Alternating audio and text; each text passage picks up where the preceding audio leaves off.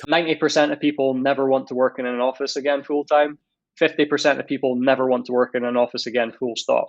And the problem you have as a company, if even if you do try to go back to the office, is what happens when your most talented people say, okay, I'm not going, I'm going to leave and go and work for our biggest competitor.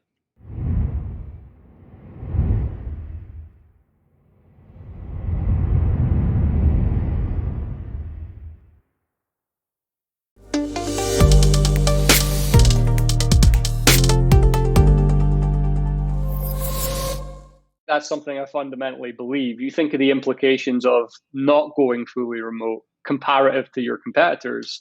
Um, what you're doing is limiting your talent. So not only can you continue to only hire the best person that you as a company can afford in a 30-mile radius of that physical location, simultaneously you're less cost efficient because obviously you're paying, depending on which city you're in, $10,000 to $50,000 per worker per year on commercial real estate. And the confluence of those two things mean that in comparison to your biggest competitors, they're going to be more talented, they're hiring the best person on the planet, and they're going to be more cost efficient, even if they're providing a great remote experience.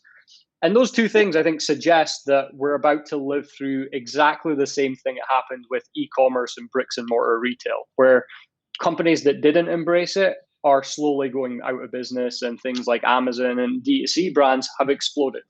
And I think the office is exactly the same thing with respect to that. And I think, yeah, ultimately it will kill businesses. There's just so many different parts to this that I think make this inevitable, and it's actually surprising that it's taken this long. I put a tweet out this morning that said, had the internet and computers existed before offices, work would look like remote work already.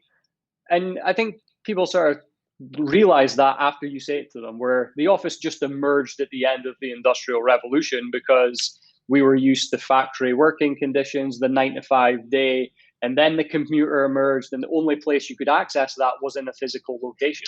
It's just not fundamentally true anymore. We're working on laptops. We could be anywhere in the planet. We're having this conversation on the internet. And the same is true for teams inside companies. So, yeah, I think it's startling, but yeah, it's true.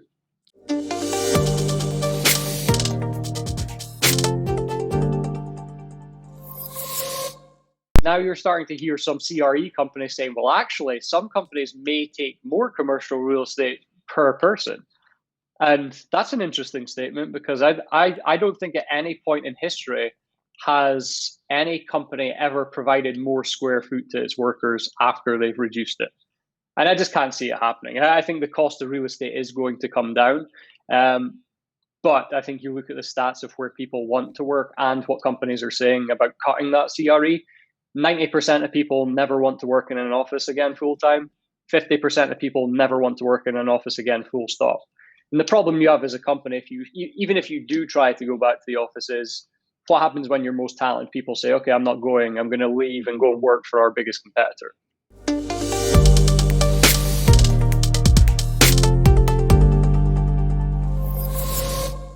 Long term, I think hybrid work ends up being the worst of both situations. I think it dilutes the benefit of working fully in an office, and equally, it dilutes the benefits of being remote. So I'll speak more to the benefits of being remote comparative to that. But yeah, if you still have to go into an office 2 or 3 times a week, you still have to live close enough to be able to get into that office 2 or 3 times a week. You still have to work synchronously, so you're destroying the benefits of being able to work async. And I think what we've seen when things like this have happened in the past, co-working spaces, for example, we're going to move from a bespoke HQ to co-working spaces. What you see is the occupancy starts high, and then when they realize they don't have to be there, it plummets to zero.